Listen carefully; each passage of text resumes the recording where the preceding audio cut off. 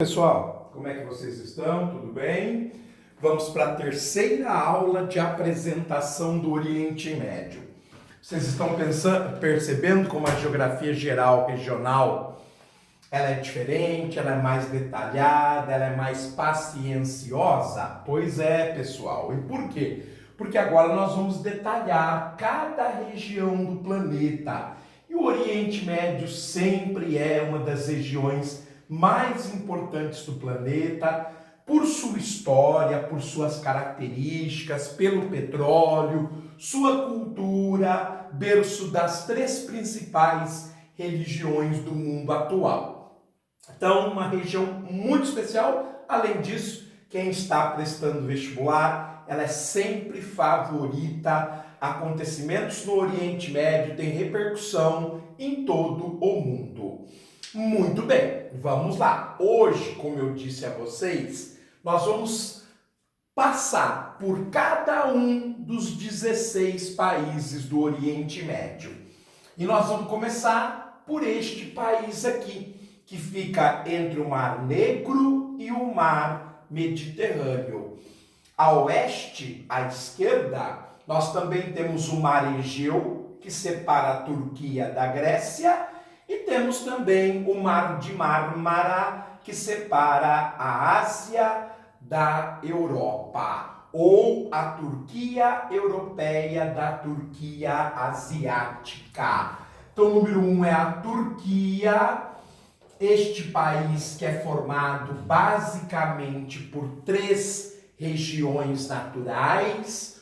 Uma parte está dentro da Península Balcânica, os Balcãs, região muito importante, que se localiza no sudeste da Europa, parte dos Balcãs, a região chamada Trácia, se encontra em posse do território turco, é a chamada Turquia europeia.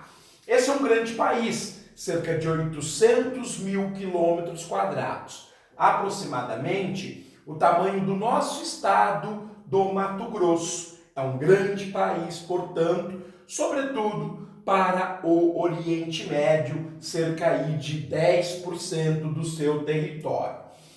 A Turquia, que na parte asiática, que está no Oriente Médio, ela é formada pela Anatólia, que é esta península que vocês estão vendo, e por essa região a leste da Turquia, que liga a Anatólia ao corpo principal do Oriente Médio, que é a Capadócia. Então, basicamente, três regiões: Turquia europeia, Trácia; Turquia asiática, a oeste, nós temos a Anatólia; a leste, nós temos a Capadócia. A capital é Ankara, uma cidade de cerca de 4 milhões de habitantes, muito moderna, uma cidade artificial, foi construída para abrigar a sede do governo da Turquia. A maior cidade do país é a famosa Istambul.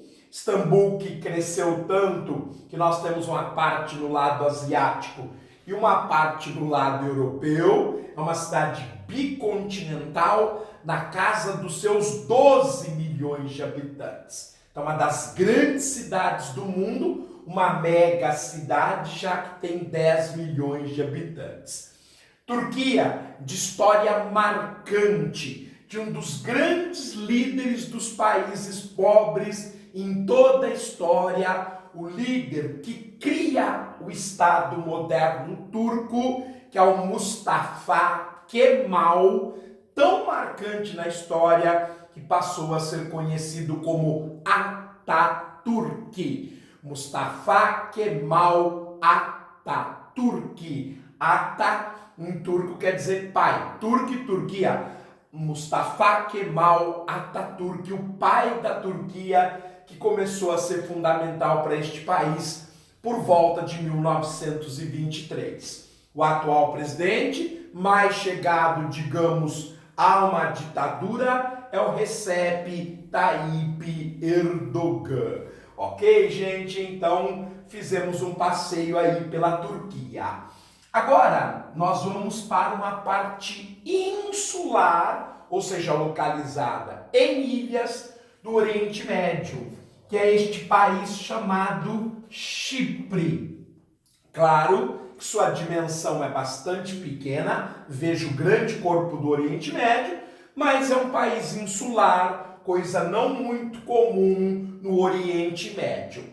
Ele está no Mar Mediterrâneo, no leste do Mar Mediterrâneo, este que é o mais importante mar do mundo e que nessa região é chamado de Mar do Levante. Apesar do Chipre ser um país pequeno, ele sempre foi muito dividido entre a comunidade grega cristã ortodoxa e a comunidade turca que é muçulmana. Tanto que até hoje se fala no Chipre grego e no Chipre turco.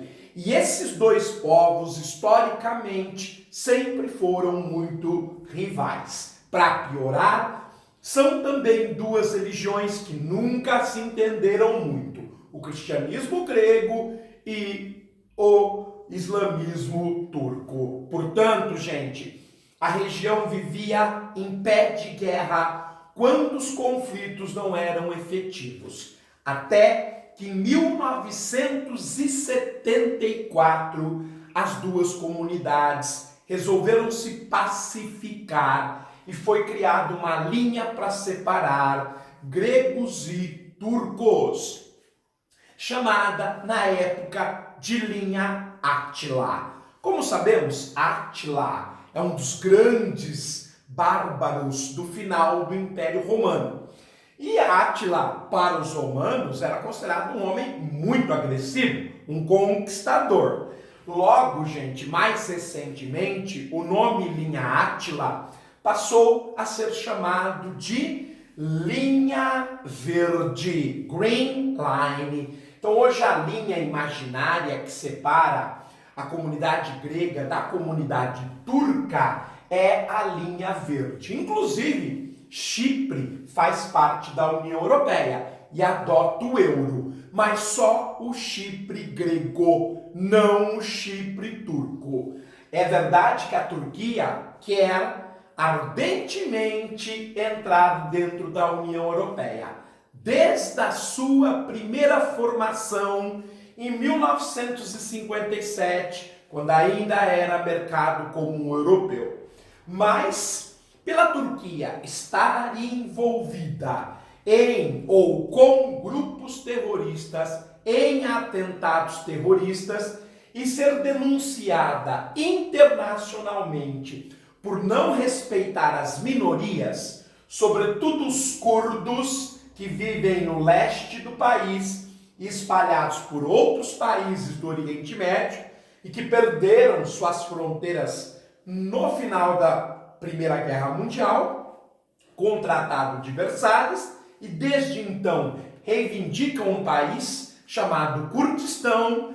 Por isso e por outros motivos, os turcos nunca foram aceitos dentro da União Europeia. Por sua vez, como metade do Chipre é turco, óbvio que esta parte, o chamado Chipre turco, não faz parte da União Europeia, mas sim o Chipre grego. Por vezes, vocês vão encontrar alguns autores, inclusive, que consideram Chipre um país europeu, apesar de sua localização, mas graças à sua origem grega e ao fato dele pertencer à União Europeia.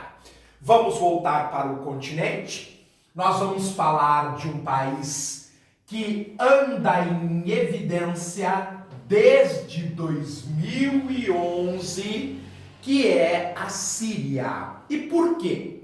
Em 2011, eclode uma revolta nos países muçulmanos de todo o Oriente Médio e do norte da África. Evidentemente, nos países em que havia insatisfação popular.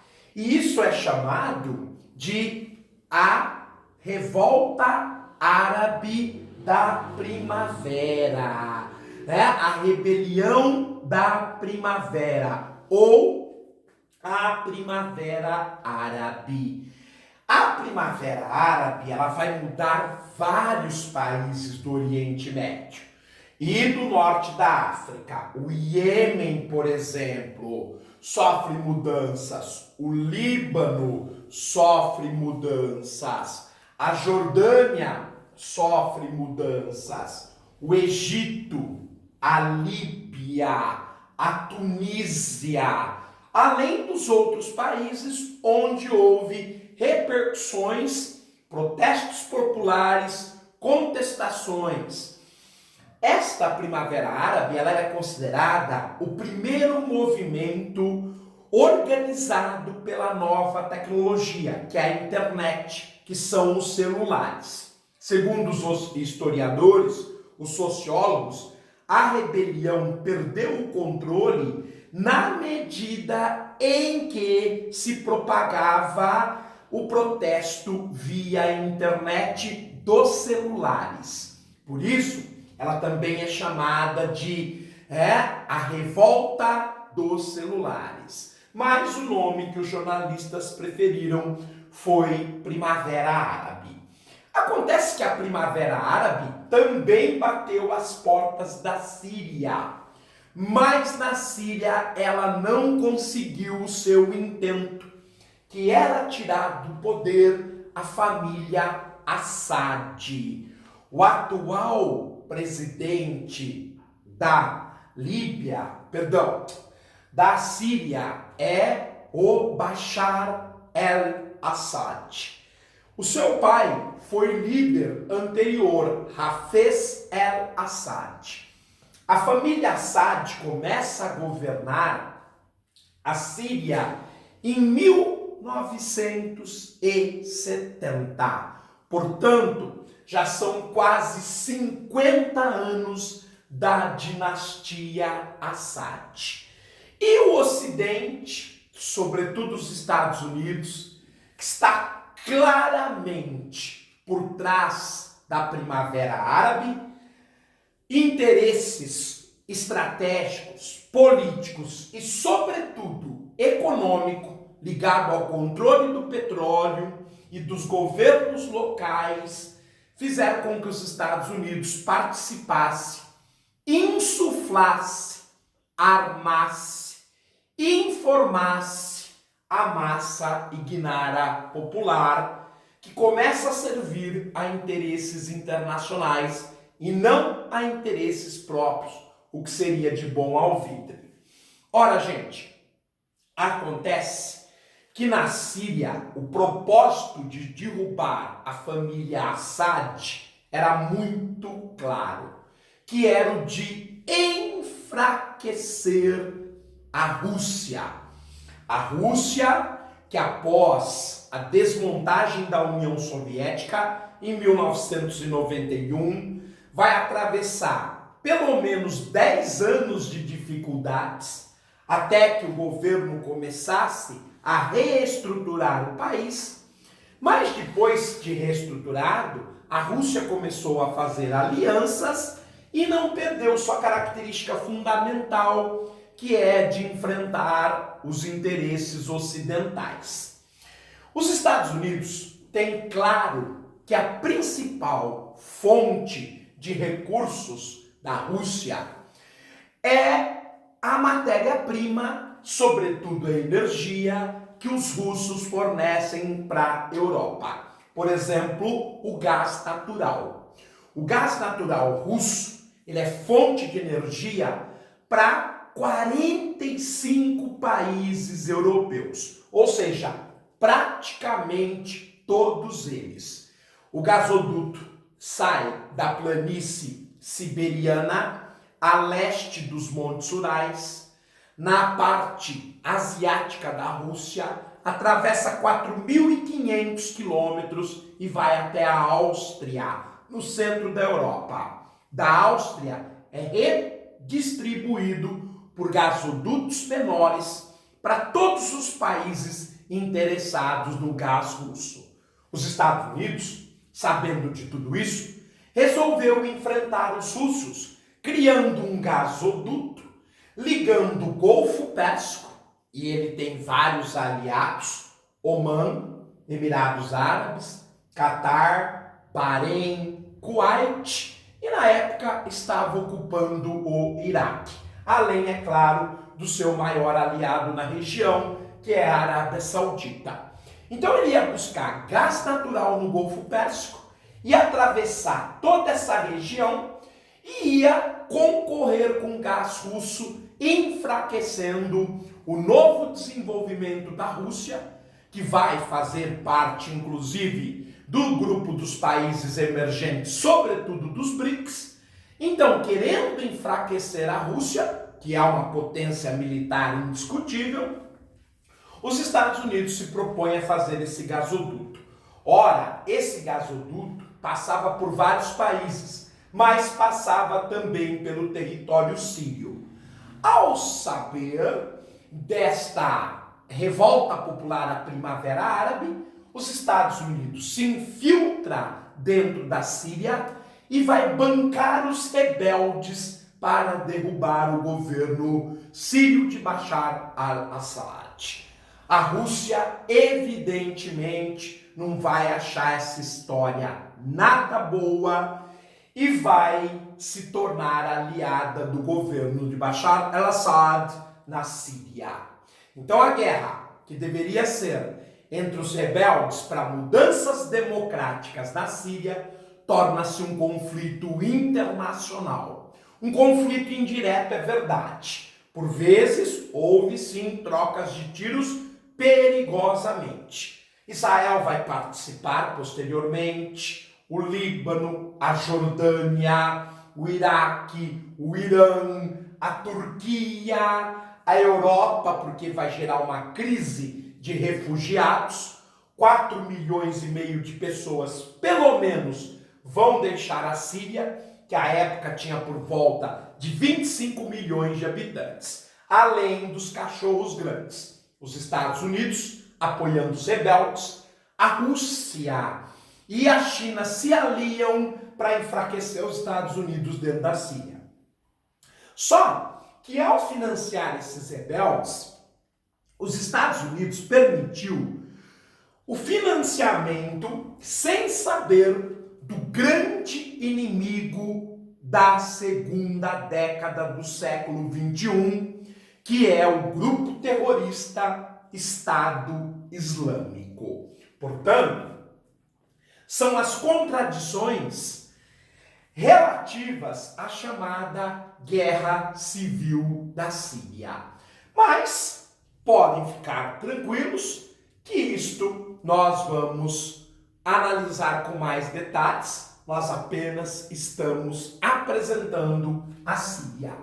E quando a gente fala da Síria, é claro que a gente tem que falar do Líbano, um país extremamente importante do leste do Oriente Médio, um país antiquíssimo. No passado era a Fenícia. A Fenícia que deu aos ocidentais várias contribuições, como técnicas de navegações novas, tecnologias como a madeira, que vem do cedro do Líbano, excelente para construir barcos resistentes e de alta flutuabilidade, o que afetou toda a tecnologia náutica daí para frente. Os fenícios inauguraram o espírito cosmopolita. Eles se davam bem com todos os outros povos, se relacionavam bem com os outros povos. Os fenícios criaram um alfabeto que vai dar origem ao nosso alfabeto, ao alfabeto latino. Durante as cruzadas, muito tempo depois, dos séculos 11 até o século 13, havia importantes pontos que foram fundamentais para que os cristãos europeus tomassem Jerusalém, que era seu sonho. Por exemplo, Tiro, Sidom, Beirute, Biblos, que foram entrepostos, que foram conquistados para que eles chegassem até Jerusalém. Esse cosmopolitismo e esse comércio muito intenso tornou o Líbano um país muito rico. O Líbano, durante a maior parte da sua história recente, ele era chamado de a Suíça do Oriente, tal o alto padrão de vida de sua população. Porém, no Oriente Médio, nada está garantido a não ser a instabilidade. É a única coisa garantida no Oriente Médio. Ora, meus amigos, e isso vai acontecer na Suíça do Oriente.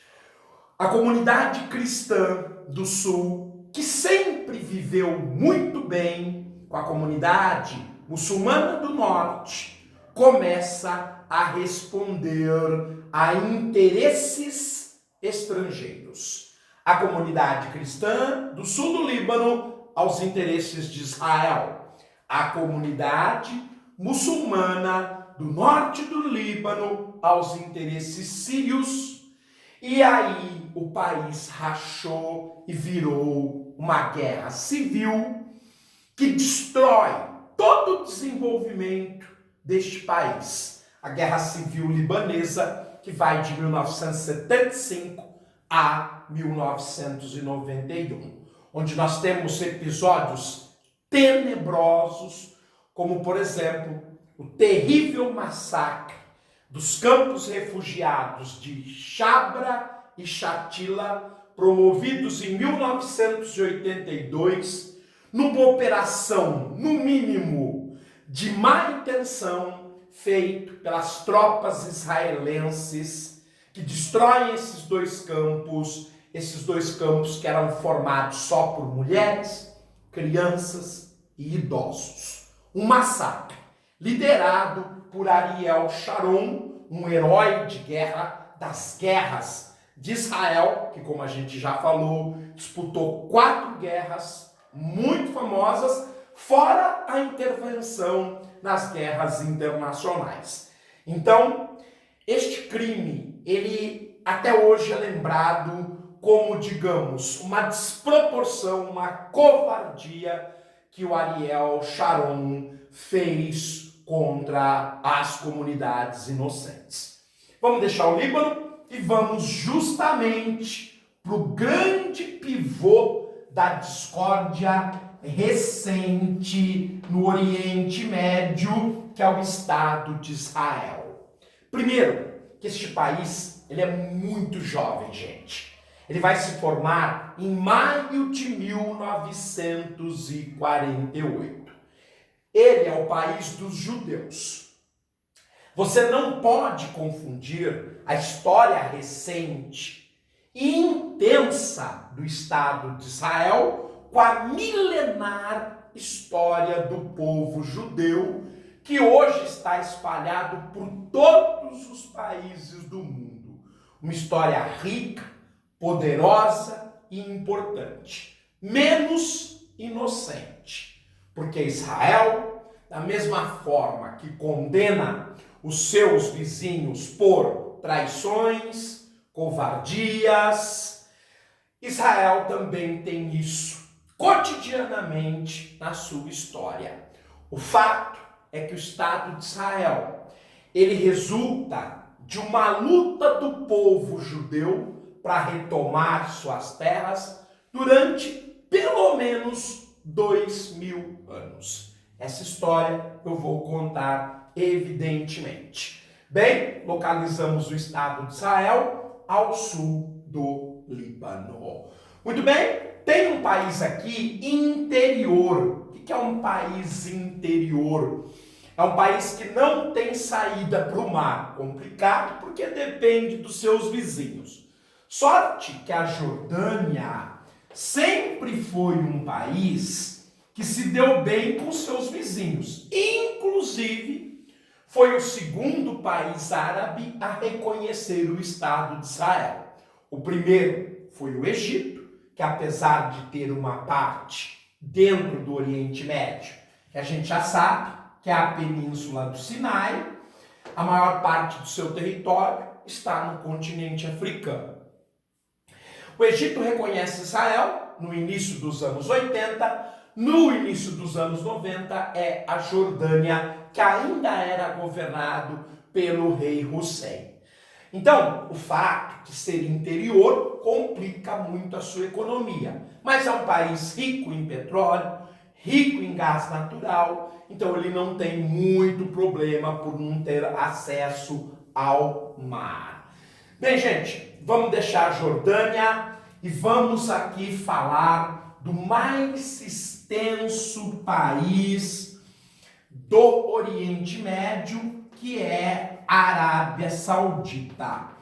A Arábia é uma região milenar também, mas sempre ligado a vários clãs, a várias tribos, a vários grupos que nunca se uniram até que quando eles lutam ao lado da Inglaterra na Primeira Guerra Mundial contra os turcos otomanos, que constituíram um grande império tricontinental, pegava metade das terras do Oriente Médio, o norte da África e o sudeste da África, era um grande império, até que eles, sempre acostumados a ter liberdade, se entre eles, árabes, não se entendiam e por isso formavam vários clãs, várias tribos, imagine ficar dependendo de um outro país, sem chance. Mas para poder vencer o Estado moderno turco-otomano, eles que pareciam viver em outra época, precisaram se aliar e usar todo o conhecimento que eles tinham do deserto e do Oriente Médio para derrotar o Império Turco-Otomano. Nessa união com o Império Inglês, eles acabaram por criar o ideal de nacionalidade. E aí, por volta de 1922, vai aparecer o país que unifica esses clãs e essas tribos, a Arábia Saudita. A Arábia é essa região que se parece com uma grande bota, né? Uma bota de um gênio dos contos das Mil e Uma Noites, de Aladim, por exemplo. Saudita é em homenagem à família que unifica e que governa na sua quarta geração, o atual rei Salman ibn Saud é da quarta geração do primeiro rei da Arábia Saudita, que unifica a região em 1922. Ok, gente? Bem, vamos ao Iêmen. Por que vão aparecer tantos países árabes, já que aqui, com exceção da Turquia, do Chipre de Israel, todos esses países são formados pelo mesmo povo. Então, gente, o povo sírio, ele é chamado sírio porque a nacionalidade dele é síria, mas o povo é o povo árabe. Então, os árabes que vivem na Síria são chamados de sírios. Na Jordânia, jordanianos. No Líbano, libaneses. Os árabes que vivem em Israel são chamados palestinos. Os árabes que vivem no Egito, egípcios. Os árabes que vivem na Arábia Saudita, sauditas. E os árabes que vivem no Iêmen, iemenitas. Por que eles não formam apenas um único país? Isso, gente, foi do interesse da Europa. Ao dividir essa região e deixar essa região, ela fatia a região em vários países. De propósito, cria fronteiras artificiais e um começa a brigar com o outro. Essas rivalidades que vêm do passado das famílias, dos clãs, das tribos, é potencializada por duas potências europeias, a França e a Inglaterra, que propositalmente estimula a disputa entre eles ao invés da união, já que era, como eu disse, um único povo. E por quê? Porque, gente, eles compravam armas da França e da Inglaterra e pagavam essas armas com quem? Com petróleo, que eles sequer sabiam o valor. Para que façam uma ideia, a Arábia Saudita se torna o maior exportador de petróleo do mundo em 1938. De 1938 até 1960, 22 anos, um barril de petróleo, que hoje é vendido a 85 dólares, e está barato, porque ele já custou o dobro deste valor há poucos anos, ele foi vendido por 10 centavos de dólar. O valor do barril, 10 centavos de dólar, não pagava o latão que era confeccionado o barril. Todos os árabes foram enganados pelo Ocidente de 1938 até 1960. E eles foram fundamentais para o desenvolvimento do Ocidente. Em relação ao Iêmen, o Iêmen herda toda essa confusão, toda essa briga, toda essa tensão, e até hoje ele não se resolve. Sobretudo porque há disputas religiosas e há disputas políticas também. Parte da população é a favor da Arábia Saudita, parte é contrária à Arábia Saudita. Quem perde com isso? A própria população. É um país mais pobre desta região porque vive eternamente em guerra civil. Lembrando que na época da Guerra Fria, o Iêmen estava tão envolvido, está e continua estando envolvido nesses interesses que havia dois Iêmen, um Iêmen socialista e um Iêmen capitalista. Após sua unificação, com o final da União Soviética, os conflitos internos não se resolveram. É um país que vive eternamente uma crise causada por uma guerra civil que anda massacrando as crianças para que o lado contrário não continue a existir. Pessoal, eu achei que a gente ia conseguir falar dos 16 países, não deu, falamos só de 8, mas é isso mesmo, Oriente Médio é assim. Um abraço, não esquece de curtir, tudo de bom, tchau!